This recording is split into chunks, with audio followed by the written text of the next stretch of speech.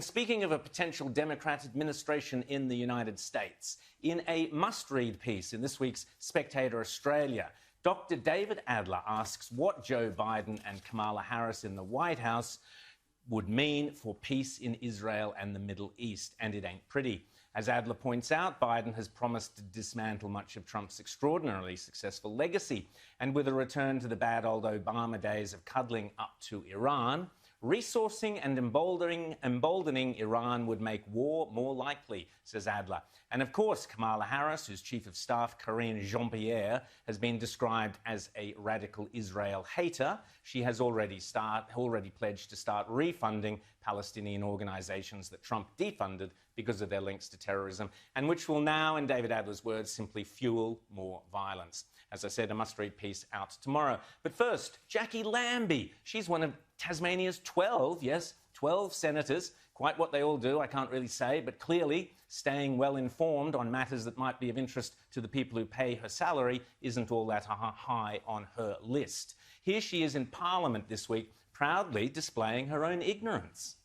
One Nation put up a motion criticising the World Economic Forum for putting out some obscure proposal I'd never heard of. Some weird thing nobody outside the darkest corner of Sky News After Dark programming has ever heard about. Well, Jacqui, allow me to enlighten you. I'm sorry that the taxpayers of Tasmania pay you over $200,000 a year to stay spectacularly uninformed, but there you have it.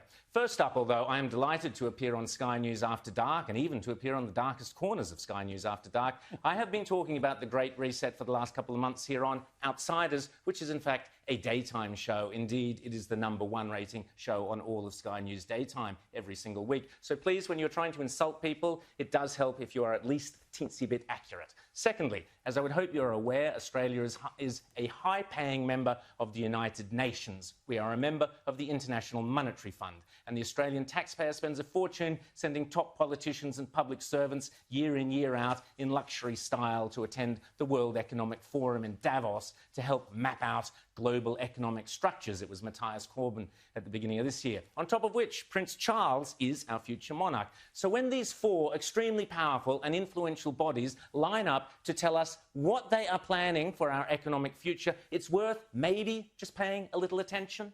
The World Economic Forum meets every January in Davos. You will have heard of the expression Davos man, Jacqui. It refers to all the zillionaires and pop stars and popes and princes and politicians who meet every year to map out our futures. I'm sure you've heard of Bono, Jacqui. Well, next year's World Economic Forum at Davos has been pushed back to May in Lucerne, presumably because of COVID. But, and here's where you really need to pay attention, Jacqui, this year's Davos is very, very different to all the previous ones.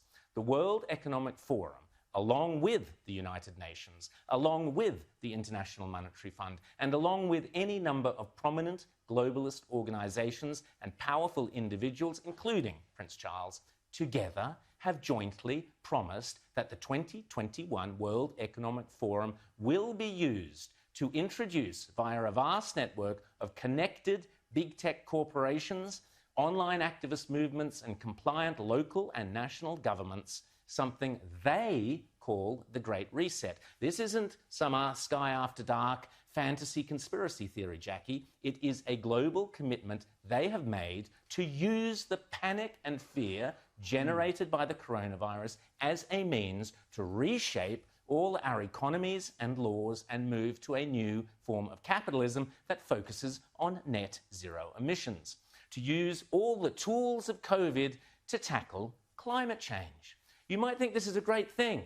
You might think this is a terrible thing. But what is unforgivable, Ms. Lambie, is for you not to think about it at all. If implemented successfully, the Great Reset will undeniably and deliberately have extreme and possibly dire repercussions for every single one of your constituents. Ignorance, Senator, is no excuse.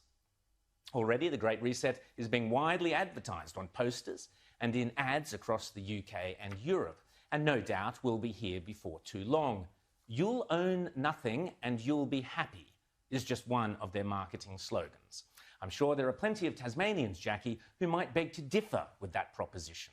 So let me fill in the blanks for you, Jacqui. The plan involves replacing shareholders of big companies with stakeholders, who happen to be left-wing bureaucrats and climate change zealots.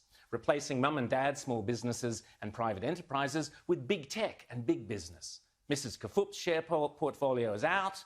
Greta Thunberg's zero emissions are in. Democracy and free enterprise go out the window.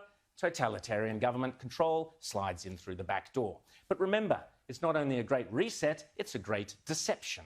Because in order to get everyday people like you and me, Jackie, to surrender many of the rights and freedoms we currently take for granted, the repeatedly stated aim of these organisations is to deliberately use COVID as an excuse, to use all the political and authoritarian tools, as Prince Charles puts it, that are currently being used around the world to eradicate the virus, such as lockdowns, exclusion zones, forced closure of businesses, heavy fines, making protesting illegal, and so on, but now to eradicate carbon emissions. Those behind this scheme are adamant that there can be and never will be a return to normal, that life will never again be what it was prior to COVID. That is why they constantly talk about the new normal. But remember, Jackie, this is not me saying this, lurking in the darkest corners of Sky News After Dark. This is them saying it, the people with the power and the means and the obsessional desire to do it. And they keep telling us again and again precisely what they have in store. Now is the historical moment, the time, not only to fight the severe virus, but to shape the system. We have a unique but rapidly shrinking window of opportunity to learn lessons and reset ourselves on a more sustainable path. It is an opportunity we have never had before and may never have again. So we must use all the levers we have at our disposal, knowing that each and every one of us has a vital role to play.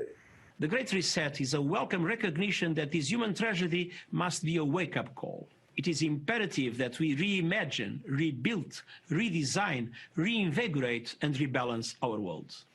Rebalancing investment, harnessing science and technology, and advancing the transition to net zero emissions, all elements of the Great Reset, are fundamental to building the future we need.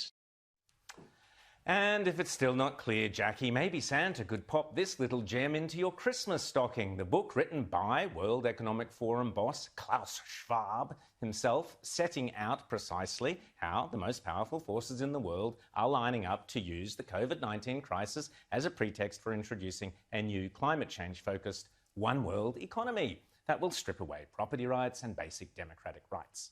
They are not hiding this stuff, Jackie. They are shouting it from the rooftops. Even more reason why your ignorance is inexcusable. Indeed, here's Prince Charles only a couple of days ago wearing a poppy and disgracefully using the symbolism of Remembrance Day to push this same eco-fascist, globalist, totalitarian agenda. With the urgency required, I hope, ladies and gentlemen, you will join me to drive a new Marshall-like plan for nature, people and planet, led by the private sector, to align our collective efforts and resources for the highest possible impact. We need a shift in our economic model that places nature and the world's transition to net zero at the heart of how we operate, prioritizing the pursuit of sustainable, inclusive growth in the decades to come. There is hope that we can transform the situation, but I'm afraid we are literally at the last hour, and there is real urgency for action. Literally at the last hour, a bit of hyperbole. On a side issue, Prince Charles is now acting in a flagrantly political manner, aligning himself with the global political and business agenda reeking of oligarchies and fascism. This makes Prince Charles clearly unfit for the role of monarch of Britain or Australia, and the Queen must remove him now from the line of succession. This has gone far beyond a joke, and Prince Charles is now no better than the repellent Extinction Rebellion activists who likewise desecrated Remembrance Day by using it for their own shoddy global warming activism. But back to the Great Reset, the World Economic Forum boasts on its website that the only acceptable response to the COVID crisis is to pursue a great reset of our economies, our politics, and our societies. Nothing ambiguous about that, Jackie. And so I say, well done to One Nation Senators Pauline Hanson and Malcolm Roberts for being concerned enough to raise this issue in our federal parliament where it should be raised and where it should be debated. Last week, Senator Hanson put forward a motion for the Australian Parliament to reject the Great Reset. Pretty simple, nothing to lose there. Just simply say, thanks, Klaus, but nein danke, it's not for us, and we won't be sending anyone to this year's World Economic Forum. Danke schön. Win-win. Josh, you'll save a fortune in airfares and luxury accommodation all at the same time.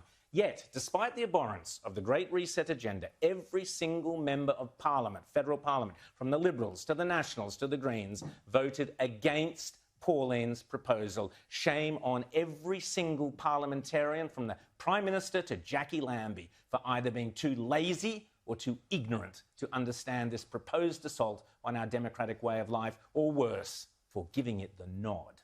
Shame on you all. You are unworthy of the trust put in you by the freedom-loving people of this country.